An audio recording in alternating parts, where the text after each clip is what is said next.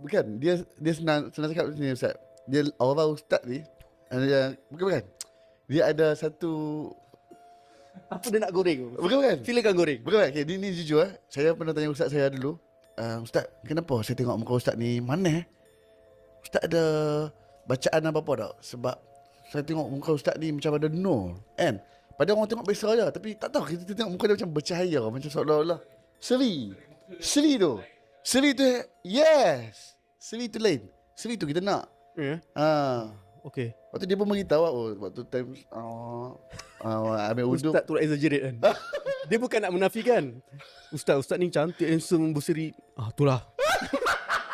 Ustaz, janganlah macam tu Ustaz. Bila orang puji tu, tak payahlah mengiyakan. Cakap je lah, Alhamdulillah. Ni dia nak mengiyakan, siap tambah amalan saya. Saya rajin berwuduk. Habis orang lain tak ambil wuduk ke apa? Antara benda yang saya cringe lah. Selalu ada orang tanya, apa tips awak handsome semua? Lepas tu orang tu jawab, wuduk.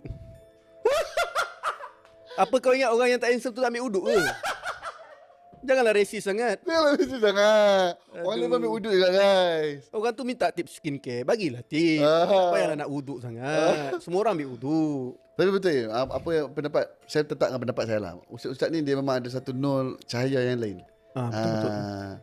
Tapi bergantung pada subjektif lah. Kadang-kadang kalau kita tengok ustaz yang kita benci, kita tak nampak nur tu. Betul tak? Kalau nampak ustaz yang kita suka, baru nampak nur tu. So akhirnya berbalik pada diri kita. Kalau kita jumpa seseorang dengan persangkaan yang baik, InsyaAllah kita akan nampak yang baik-baik. Kalau kita jumpa seseorang dengan persangkaan yang buruk, baik mana pun dia, kita akan anggap buruk juga. Macam Nabi SAW, orang paling mulia kat muka bumi. Ada musuh-musuh dia memang kalau nampak Nabi rasa benci betul. Tapi sahabat-sahabat yang mencintai Nabi, bila nampak Nabi lah manusia paling indah kat bumi. So